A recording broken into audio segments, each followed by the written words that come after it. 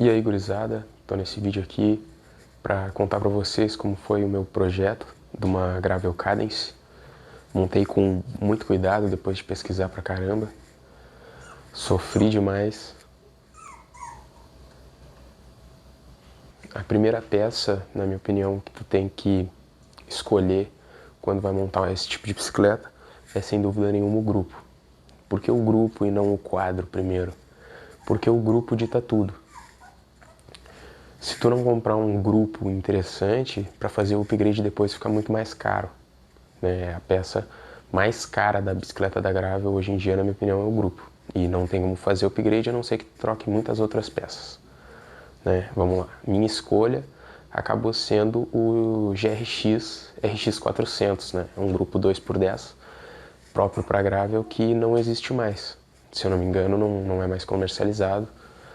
Ele saiu da linha da Shimano, agora é somente o 2x11. Né? Na época eu peguei, retirei ele de uma outra bike, inclusive, eu tirei ele de uma Swift. Eu comprei uma Swift Enduravox Gravel, eu acho. GR, né? Enduravox GR.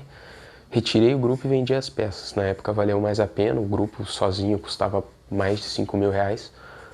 Eu acabei tirando da bike e ele me custa menos de 4 mil hoje, né? Acabou sendo mais interessante para mim. Por que eu escolhi o RX400? Número 1, porque ele tinha um bom escalonamento, ele aceita cassetes de até 36 dentes, ele vem com 36 original, e eu ainda vi muitos vídeos falando que as pessoas colocavam um 1140 nele, que é o meu próximo objetivo, né? As subidas aqui da minha região são bem íngremes e vai acabar que eu vou tendo que colocar o 1140 para conseguir vencer essas subidas. Número 2, uma coisa muito importante, na minha opinião, quando você for montar sua Gravel, opte por um grupo hidráulico, não escolha um grupo com freio a disco mecânico. Eu já montei outras duas dessas com grupos mecânicos e o sofrimento era muito grande, né? Primeiramente, tu tem que fazer constantes ajustes porque as pinças não mordem por igual, né? Então tu tem que toda hora ali fazer um ajuste, qualquer desgaste, tu tem que reapertar, tu faz muita força para frear, tu acabava que eu chegava com dores nas mãos se tinha alguma descida muito íngreme e eu queria ter um bom controle. Eu tinha que fazer muita força nos freios e simplesmente não foi uma experiência legal. E olha que o primeiro eu tive aquele da Zoom, que é terrível, não recomendo. O Zoom que prende dos dois lados. E por último eu tive um da Tektro. Na época eu gastei, se eu não me engano, R$ 450 no par de freios da Tektro, que eram os mais legais dos freios a disco mecânicos. E não foi legal mesmo assim. Hoje em dia, com o hidráulico, todos aqueles problemas acabaram. Chego em casa com as mãos muito boas, a frenagem é perfeita e eu consigo ter um ótimo controle da frenagem e travar as rodas se for necessário, né? Por que o RX400 e não outro grupo? O 2x11 na época era muito caro e não tinham muitas bicicletas que vinham com ele, então não tinha opção nem de comprar uma bike e tirar o grupo como eu fiz com essa. Também tem o Apex, por exemplo, que é um grupo muito interessante, mas na época só tinha 1x11 e número 2 também tinha esse problema que a única bike que eu me lembro que vinha com ele era uma Soul Spray e não achei nenhuma na região. Outro ponto importante dele também é que não tinha como comprar, né? Não tem como comprar até hoje o Apex hidráulico, só se alguém tirou de uma bike e vendeu, mas não tem nenhum tipo de canal, tanto AliExpress quanto outros eu nunca achei. Por último, mas não menos importante, tinha o grupo da Lichu, né? O Lichu também tem grupo hidráulico, não, 1x12, né? Na época eu não acabei optando por esses porque eu já tinha tido outras experiências com grupos chineses. Não foram necessariamente ruins, mas eu queria testar algo tipo Shimano ou algo mais, um pouquinho mais premium, né? Eu já estava gastando bastante dinheiro na Gravel. Acho que fazia sentido ali acabar optando por um grupo mais legítimo, digamos assim. Mas são ótimas opções. Se tu quer montar com um deles, eu não vejo por que não. Vi vários vídeos na época sobre e eles não chegaram a me desagradar, né? Mas o valor final ia ficar semelhante ao RX400 e uma outra diferença ia ter, né? A segunda parte, na minha opinião, que tu tem que escolher para optar na Gravel é sem dúvida nenhuma o quadro, né? O quadro é uma escolha, na minha opinião, que recentemente é a mais fácil, porque nós temos muitas poucas opções no mercado, né? No meu caso, né, eu uso a Gravel para quê? Eu uso a Gravel basicamente para sair com os meus amigos que estão de MTB. Na minha região as ruas são bem ruins, quando eu digo rua é estrada de chão, né? Então, assim, um pneu menor que 700 por 45, tu estaria em uma desvantagem muito grande. E só quando tu coloca esse ponto, né, do pneu 700 por 45, tu já mata 90% da competição das Gravels BR aí, porque não tem quase nenhum quadro no mercado que aguente pneus 45, quanto mais 50 como tá nesse aqui, né. Na minha opinião, só literalmente sobra o Show Gravel, que é com eixo QR, eu já tive uma inclusive, e depois essa aqui, que eu peguei na época mais por conta do que eu queria com eixo passante mesmo, né? Eu queria fazer esse upgrade do Show para essa, por conta do eixo passante. Eu detesto o eixo Quick Release com todos os meus ódios. Todas as vezes que eu fiquei preso na estrada com aquela desgraça, sempre que tu desmancha a roda, monta de novo, fica pegando freio, tu não aperta direito, fica torta.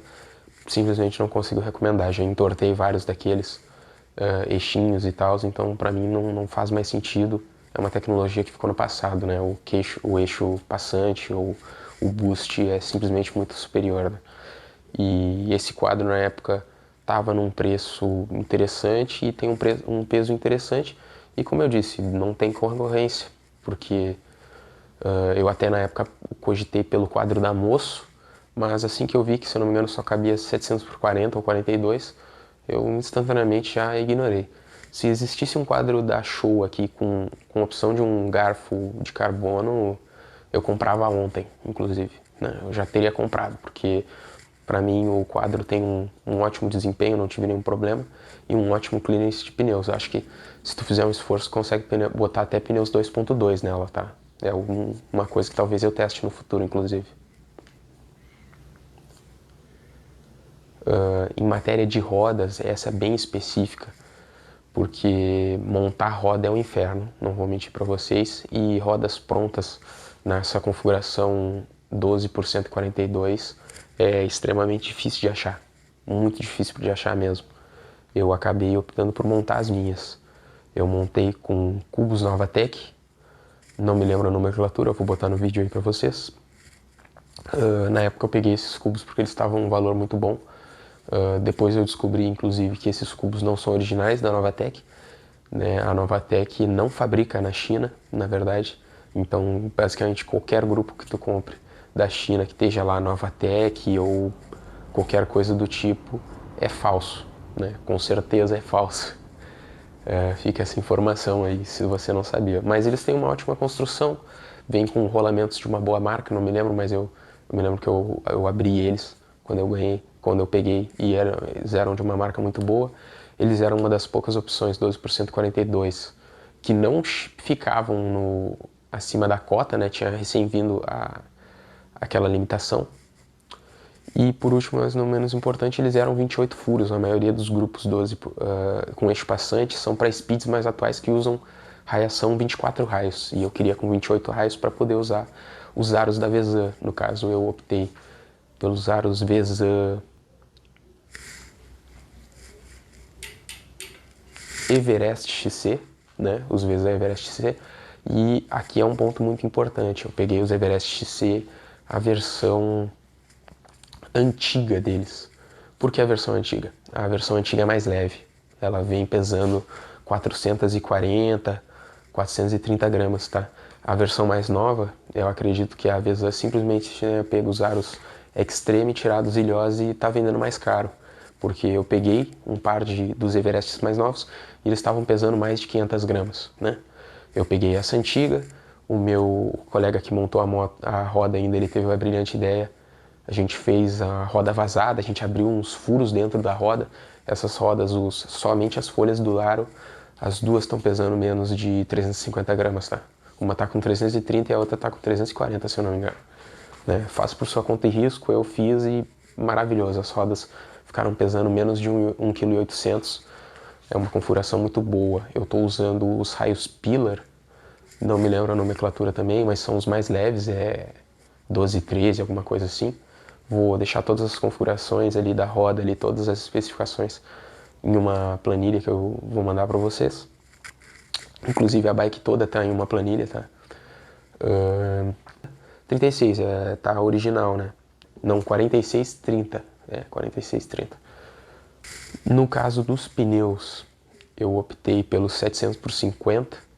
Novamente, é uma escolha muito fácil para mim. Como eu disse para vocês, a minha região é muito acidentada mesmo, é muita subida íngreme, onde tu vai precisar da tração a mais. Então, qualquer milímetro que tu ganhe de pneu é muito bom, né? Eu optei por 700 por 50, o que novamente diminuiu muito o meu escopo de escolha. Na época, literalmente, só o Maxxis Rambler tinha nesse tamanho, e eu acho que não tem nenhum outro. De cockpit da bike, isso foi uma escolha bem difícil para mim. Eu já tive vários cockpits de gravel ali, 2 guidões com bastante flare, e sinceramente não gostei de nenhum. A minha única escolha que eu tinha certeza que ia ser seria de carbono, né? Por incrível que pareça, faz muita diferença. Em específico o guidão de carbono, tá, rapaziada? É muito diferente, ele dá uma boa filtrada naquela vibração chata né, no asfalto, por exemplo, e ele dá uma ajuda até mesmo em estradas ali um pouco mais acidentadas. Tu consegue sentir uma leve flexão, é pouco, mas é a diferença às vezes entre vamos dizer que tu fez um pedal de 60, 80 quilômetros ali de 2, 3 horas, tu chegar em casa querendo chorar, porque as tuas mãos estão doendo e conseguir pelo menos segurar um garfo depois, né? Já é uma diferença boa. No caso do canote, também optei por carbono, eu estou usando o Elita One 27.2. Muita gente não gosta desse canote, mas para mim nunca tive problema, é o segundo ou terceiro da marca que eu tenho. Não tive problema, ele tem um preço excelente e é o único que aceita que tem um encaixe específico para trilhos de carbono em oval, né? Ele tem uma base maior, que é o 3C. Na hora que tu vai comprar, tu tem que cuidar se tu for pegar isso. Eu estou usando um selim Riet Carbon Ultimate, com esse aqui é o de EVA. Peguei simplesmente pelo peso. Eu também tenho o selim em 3D. Ambos são muito bons. O 3D é um pouco mais confortável e mais pesado. O de EVA é mais leve e mais barato, né? Ambos são em trilho oval de carbono, tá? Na dianteira, o guidão, essa escolha foi bem complicada. Eu não gosto de guidão de gravel, né, com flare. Principalmente esses com 30, 36% de flare. 36 graus de flare não me agradou. Tentei usar e achei que fica estranho tu segurar o manete ali, os STIs, né? Então eu optei por um guidão de road e eu queria um guidão super compacto. E o mais compacto que eu achei foi esse guidão, que na verdade é uma cópia, né? Novamente uma falsificação do guidão Deda de carbono, e ele tem um reach super pequeno e um drop super pequeno, e é o que eu recomendo. Hoje em dia são essas duas medidas, assim, tu tem que pegar o menor possível. Particularmente eu não gosto do fato dele ser falsificado, assim como os cubos. Preferia que ele fosse todo preto, só de carbono, ou qualquer outra coisa, tivesse uma marca como qualquer uma dessas da China que nós conhecemos. Não gosto de falsificação, não gosto de apoiar, mas não tinha absolutamente nenhum outro com o mesmo formato, que para mim esse aqui é perfeito. Ele tem todas as coisas que eu gosto, ele tem o achatamento para encaixar o punho, né, quando você está segurando diretamente nele.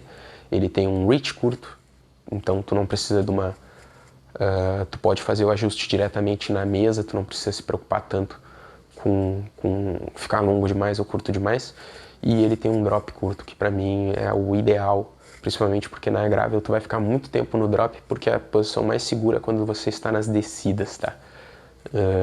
A fita de guidão, eu usei uma da Ojevkin, de longe a melhor fita que eu usei até hoje. Ela é muito confortável.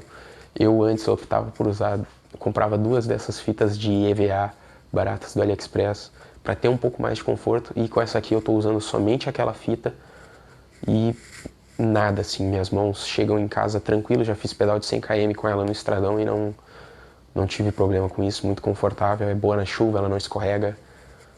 Perfeita, recomendo de verdade essa fita da OGF, quem tá. Suporte de caramanhola, eu opto por esse modelo, eles chamam de plástico com carbono, alguma coisa assim, não tem um nome específico, mas foi o único suporte que eu tive que não derrubou as garrafinhas. E ele é super leve, eu sou bem chato com esse troço de leveza, eu até acho que eu sou meio weight winning, só que eu não tenho dinheiro para ir atrás disso. Eles não derrubam as garrafas, fácil de retirar e colocar a garrafa e é barato. Né? Minha recomendação aí para você que está procurando um suporte dali, eu acho que esse é um dos melhores que tem. Eu estou usando o suporte GPS Blackbird, ele é muito eficiente, ele é bem robusto e não vai te incomodar, tá? A mesa, eu estou usando uma Uno Advanced Project, facilmente a mesa com melhor custo-benefício do mercado, tendo em vista que ela pesa menos do que muita mesa de carbono da AliExpress e é super segura, fácil de montar, etc. Né? No início da minha jornada com essa bike eu tive bastante problema porque o guidon e o canote ficavam descendo, eu tive que passar bastante pasta de carbono, né? A pasta de carbono é aquela que vem umas sílicas assim. Eu usei a da Algu, tanto no guidon quanto no canote, para evitar que eles ficassem descendo, tá? E daí tu dá o torque correto. Eu dei até um pouco mais de torque ali, para ter certeza que não ia descer, porque para mim é uma das piores experiências, tá? Obviamente eu tô rodando a bike com tubeless. Eu fiz tubeless com o selante Cell Action e as duas tampinhas as válvulas, né, são Mana, que eu achei no AliExpress. Recomendo hoje em dia também as Arstop, são muito boas. Gosto de marca brasileira aí, sempre que eu posso eu coloco. E fiz com Gorilla Tape, a fita de aro é Gorilla Tape. Até hoje a melhor fita de aro que eu achei, tanto eu quanto o meu mecânico, a gente chegou na conclusão que é a melhor. Tu pega essas fitas dedicadas, é um inferno de colocar, não gruda bem. A Gorilla Tape tu bota uma vez e nunca mais, é chato até pra tirar. Não tenho reclamação quanto ao selante, etc. Tudo funcionou bem, já vedou alguns furos. Até tem uma reclamação em relação a esse pneu. Ele tem alguns rasgos, ele criou alguns rasgos, depois eu vou botar uns vídeos pra vocês aí pra mostrar sobre esse problema que deu. No mais é isso, rapaziada. Eu queria mostrar mais ou menos a bike pra vocês, mostrar esse projeto. Eu já tenho mais de 1.500 km com ela, já subi, já desci, já fiz 100 km direto, já fiz 70 km direto, já participei de provas com ela e olha, não tenho do que reclamar. O equipamento me atendeu em todos os estágios. Na época eu queria um grupo 2x10, né, com duas coroas na frente, justamente para ser uma bike mais versátil, né? Eu posso usar ela no estradão, posso usar ela num pelotão de speed e eu não fico muito para trás, né? Claro, como são 46 dentes na frente, se tu quer puxar e tá uma velocidade, por exemplo, acima de 40 por hora, tu já começa a sofrer, tu vai ter que manter uma cadência um pouco mais alta. Mas dá para botar até 45 por hora nela com certa tranquilidade. Depois disso já começa a judiar bastante. Mas já fui em pelotão de speed com ela, bem divertida, muito confortável. É minha bike, e eu tô falando isso contando com a minha MTB, é a minha bike mais confortável que eu tive até hoje. Fiz pedais aí super longos e cheguei em casa, não tive dor nas costas, dor nas pernas e tal, porque o fit tá bem acertado para mim, né? Se tu quer saber mais informações da bike, por favor, me fala aí nos comentários, vou tentar responder o máximo que eu conseguir. E tem uma planilha sobre ela que eu vou deixar também no vídeo para vocês verem. Lá tá todos os valores que eu gastei nela, todas as peças que eu escolhi. Não foi uma bike barata, mas na época eu contemplei, né, comprar uma spray, mas no final eu não tinha o dinheiro inteiro para colocar. Eu preferi daí montando por peças, porque eu teria algumas escolhas melhores. Eu queria o grupo 2x10, a spray só vem com 1x11 e o escalonamento é meio ruim, né? Só cabe 44 dentes, se eu não me engano, atrás, e eu ia ter que usar uma 42 na frente, ia ficar 1-1 praticamente. As subidas aqui são muito íngremes. E eu acabei optando por essa bike por isso, por conta do maior aceitar pneus maiores E o grupo, né?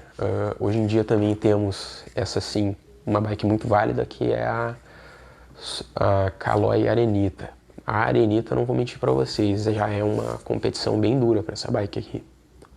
Porque ela tem um ótimo grupo, tem um bom peso e usa cubos boost. Acreditem ou não, isso faz bastante diferença. Acaba facilitando muito a hora de escolher a roda. Tu consegue comprar rodas prontas, não precisa montar a tua própria roda. E mesmo que tu monte, tu vai conseguir montar um conjunto muito top sem ter que fazer gambiarra. Eu acho que pra mim é a melhor bike do mercado atualmente. Não sei se tem nenhuma competição. Pelo que eu vi, ela só aceita pneu 700 por 47, mas deve caber uns 50, né? Sempre colocam um pouco a menos. Então, é minha recomendação. Se tu vai comprar uma bike atualmente e não quer ter o trabalho de montar, eu recomendo a Caloi Arenita, tá? Essa aqui é a culpada aí de todos os barulhos aí. Ui, ui, tá escolando em mim.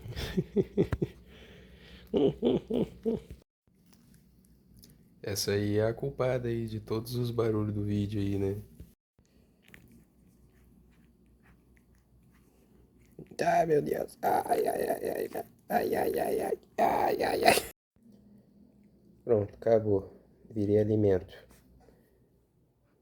Ai, ai, tô caindo, tô caindo.